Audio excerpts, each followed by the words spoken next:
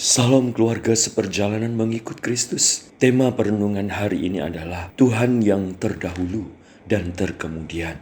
Saya bacakan di dalam Yesaya pasal 44 ayat 6 dan 8. Firman Tuhan mengatakan, "Beginilah firman Tuhan, Raja dan Penebus Israel, Tuhan semesta alam.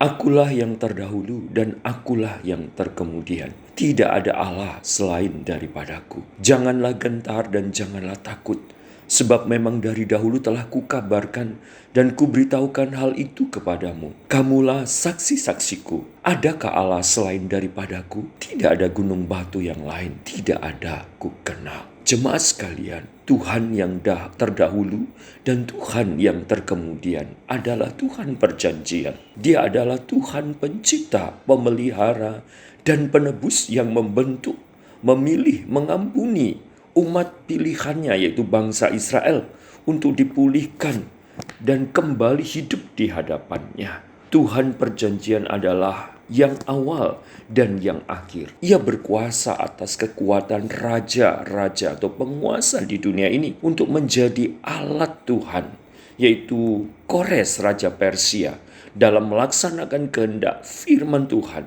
membawa umat yang dalam pembuangan kembali ke Yerusalem dan dipulihkan supaya umat pilihannya menjadi saksi bahwa Yahweh Tuhan perjanjian adalah penyelamat, penebus, dan raja yang kekal bagi segala bangsa dan sepanjang zaman. Ini membuktikan bahwa apa yang telah dijanjikan Tuhan lewat nabinya digenapi untuk umat Israel kembali di dalam masa pembuangan nantinya setelah 70 tahun melewatinya di Babel. Apa yang kita bisa renungkan melalui kebenaran ini? Melalui Kristus yang menebus dan menyelamatkan kita. Ia menjadikan kita umat pilihannya. Tidak ada tujuan yang lain selain kita disiapkan untuk menjadi saksi melalui pemberitaan Injil, kabar baik, dan perilaku hidup kita yang diubahkan bahwa Tuhan adalah Alfa dan Omega yang berkuasa di alam semesta ini dan yang menjadi penyelamat satu-satunya yang dinantikan oleh suku-suku bangsa. Sebab di bawah kolong langit ini tidak ada nama lain yang diberikan olehnya manusia dapat diselamatkan kecuali di dalam nama Yesus Kristus yang adalah Alfa dan Omega. Mari kita makin mengenal Dia dan kita alami kasih dan kuasa-Nya supaya melalui hidup kita menjadi umat tebusan yang baru, yaitu Israel baru, umat perjanjian. Kita siap menjadi saksi-saksinya yang hidup. Amin. Mari kita berdoa. Tuhan Alfa dan Omega, sejak perjanjian lama dan perjanjian baru, Engkau tidak pernah mengalami perubahan.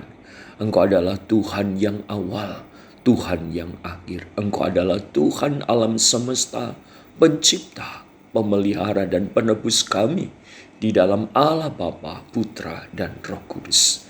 Kami sangat bersyukur karena kami orang-orang yang berdosa telah dikasihi, ditebus, diselamatkan, dan menjadi umat perjanjian baru dan boleh mengenal Yahweh Tuhan perjanjian yang mengasihi bangsa Israel, juga mengasihi suku-suku bangsa yang lain.